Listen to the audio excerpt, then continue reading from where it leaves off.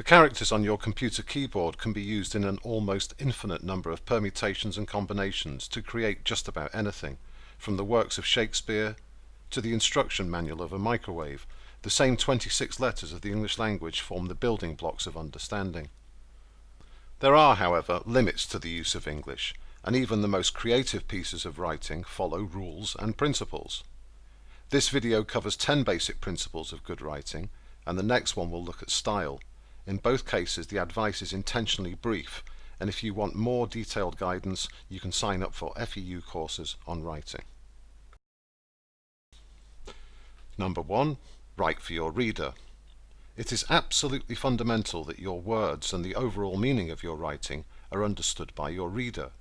This means that you should always use the appropriate language and write about ideas and concepts your reader will easily comprehend. Do not, for example, use terminology that is specific to your profession or trade in emails to general readerships. Your primary mission when writing is to inform, not to confuse your reader. Number 2. Learn how to punctuate. Thanks to text messaging, Facebook and Twitter, punctuation is often thought to be optional. While it's true that full stops and commas are not that important in a short personal message, they are essential in more formal communications. Long, rambling sentences are boring to read and can be confusing, so break them up into shorter, punchier phrases using commas and full stops. The misuse of apostrophes is extremely widespread, and yet the rules are very simple. You should only use an apostrophe in 2 circumstances. Firstly, possession. Number 10 is David's house. And, secondly, contraction. David is at home becomes David's at home. If you are ever tempted to use an apostrophe for a simple plural, don't. So long as you use commas, full stops and apostrophes effectively, you can pretty much forget about other punctuation for the vast majority of your writing. Semicolons and colons are appropriate in very few instances, and people often use them wrongly, so it's best to avoid them completely. And don't add exclamation marks to emphasize a point. If you choose the right words, they will speak for themselves. Number 3. Don't overuse capital letters. Sometimes people use capital letters because they want to stress the importance of a particular word, such as police or hospital. But the only words that should have capital letters are, at the beginning of a sentence, names, titles, and abbreviations. Number 4. Avoid text speak. If you use text messaging regularly, you might be tempted to employ the same conventions in more formal writing. Your reader might forgive small lapses in stylistic judgment, but some will begin to doubt your professionalism if you insist on using text speak. Do not, for example, use lowercase I or any of the various abbreviations when writing to work contacts. Also make sure you start and end emails appropriately.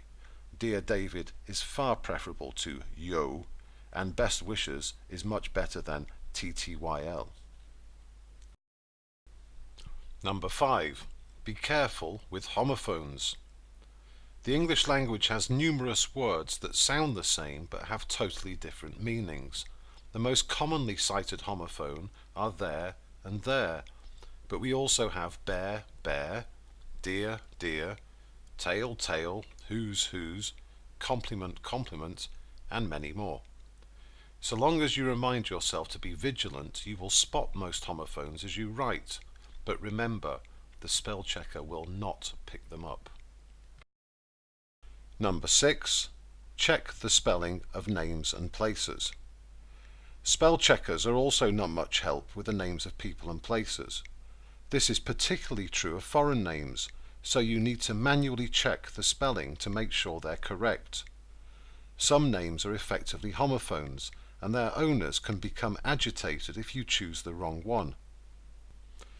Likewise, some first names have female and male versions, so it's imperative that you don't confuse them. Number 7. Proofread meticulously.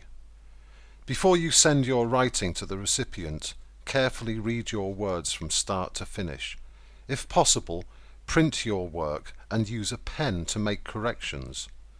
You should do this out loud so that you can hear the words and check every one with a capital letter, every apostrophe, the spelling of every name, and every word that could be a homophone. Also, see if you can rewrite phrases that sound clumsy. Reading your message out loud might seem excessive, but hearing the words brings them to life and illuminates errors in a way that silent reading can never achieve. Number 8. Read to write better. Just like a musician who listens to other people's music, or a sports person who watches others playing sport, writers need to consume words as a matter of habit. In doing so, you will see how other people construct sentences, your vocabulary will improve, and you will pick up new techniques. Conversely, if you read critically, you will begin to spot bad writing and learn how to avoid making the same mistakes. It really doesn't matter what you read, newspapers, books, websites, they're all fine. Just read and you will learn to write better. Number 9. The power of practice. Even the most talented and experienced musicians and sports people practice their skills and techniques, and professional writers are no different. Try keeping a diary or a journal for your own consumption only.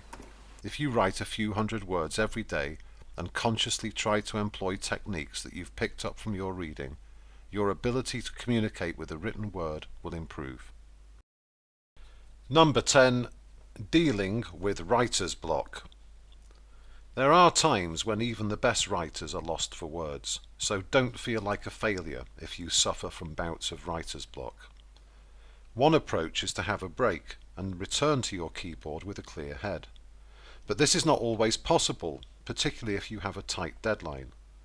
Alternatively, try to forget about constructing perfect sentences and just write in very basic phrases or make lists of bullet points. In this way, you will be making some progress, and you will often find that the inspiration returns in its own time.